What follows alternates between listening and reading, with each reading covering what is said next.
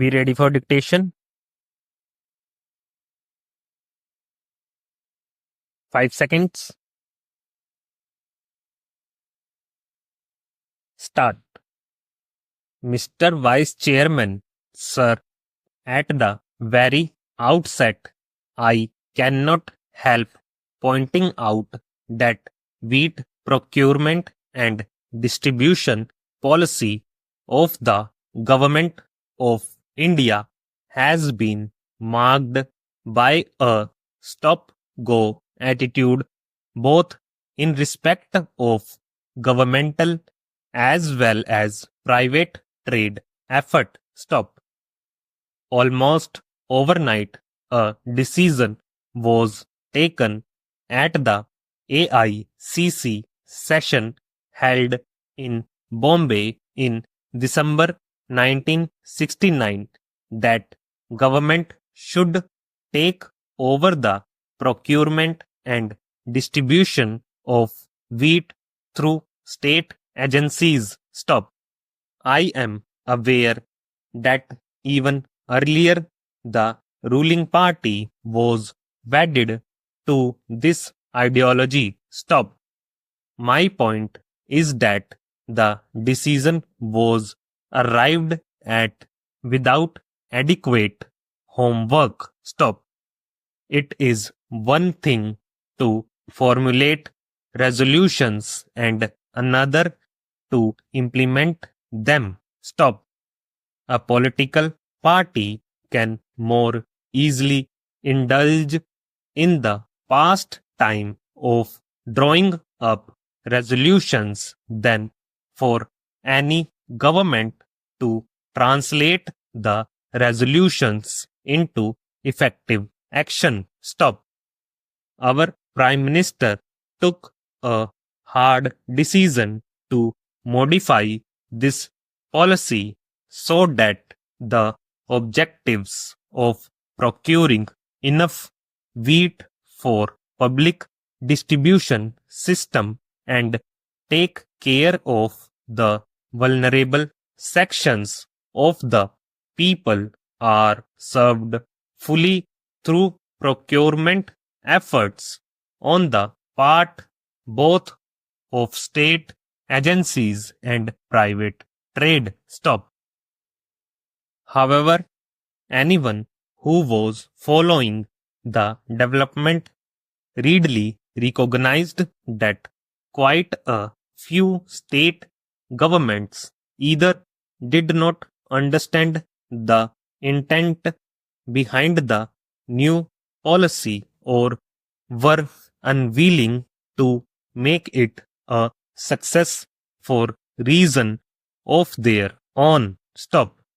In fact, the policy, to the extent it was implemented, was confined to two states, Punjab and Haryana. Stop. The home state of the Prime Minister has hardly contributed to the public distribution system. Stop.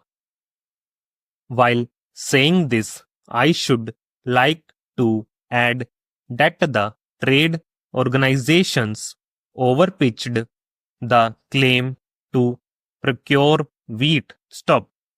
I can understand governmental machinery making wrong estimates about the wheat crop and the procurement possibilities, but it is extraordinary that the trade should have made such a grievous error. Stop.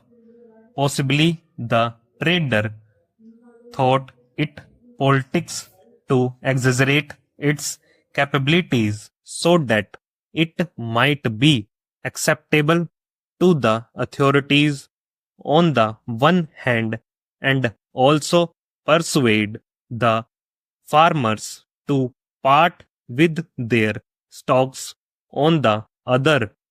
Once a psychology of plenty was created. Stop.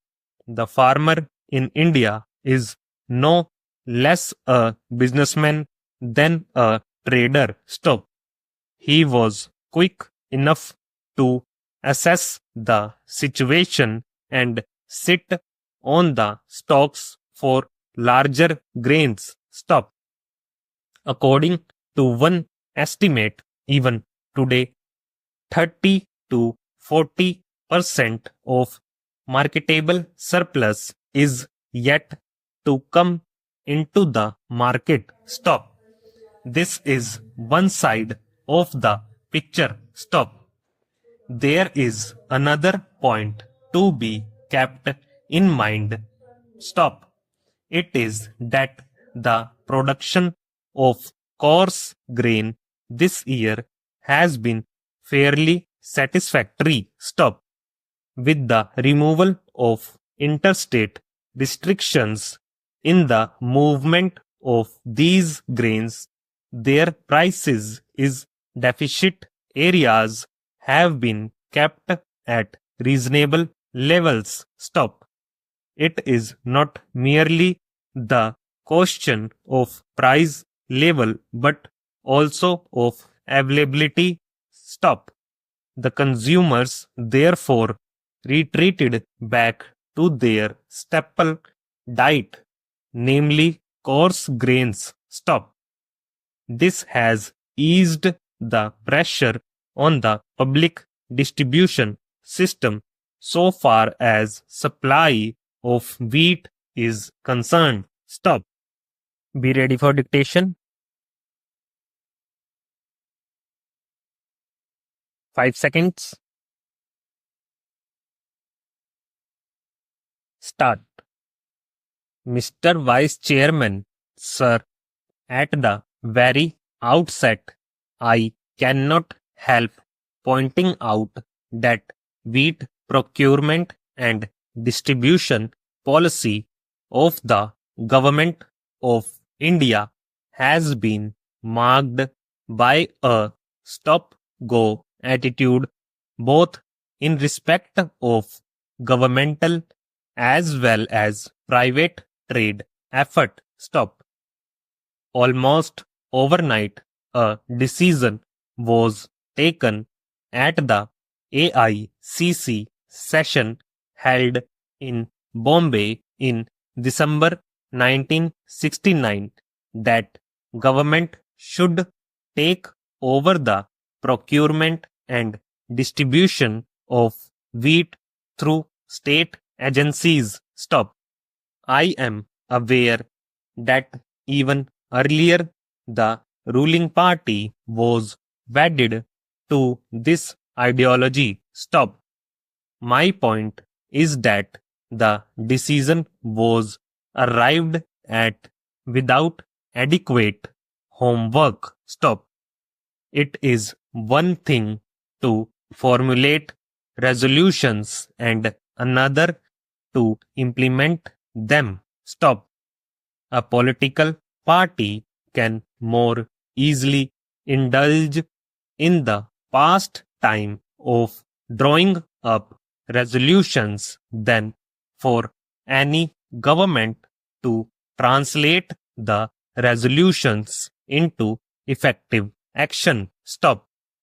Our Prime Minister took a hard decision to modify this policy so that the objectives of procuring enough wheat for public distribution system and take care of the vulnerable sections of the people are served fully through procurement efforts on the part both of state agencies and private trade. Stop.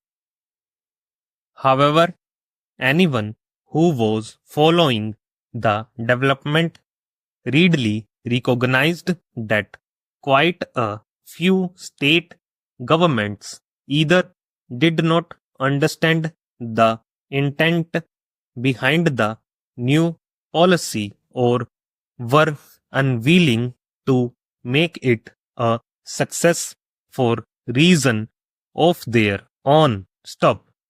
In fact, the policy to the extent it was implemented was confined to two states, Punjab and Haryana. Stop. The home state of the Prime Minister has hardly contributed to the public distribution system. Stop.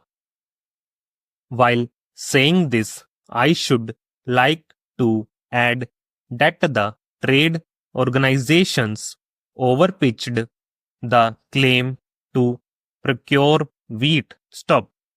I can understand governmental machinery making wrong estimates about the wheat crop and the procurement possibilities, but it is extraordinary that the trade should have made such a grievous error. Stop. Possibly the trader thought it politics to exaggerate its capabilities so that it might be acceptable to the authorities on the one hand and also persuade the farmers to part with their stocks on the other. Once a psychology of plenty was created, stop. The farmer in India is no less a businessman than a trader. Stop. He was quick enough to assess the situation and sit on the stocks for larger grains. Stop. According to one estimate, even today, 30 to 40% of marketable surplus is yet to come into the market. Stop. This is one side of the picture. Stop. There is another point to be kept in mind. Stop. It is that the production of coarse grain this year has been fairly satisfactory. Stop.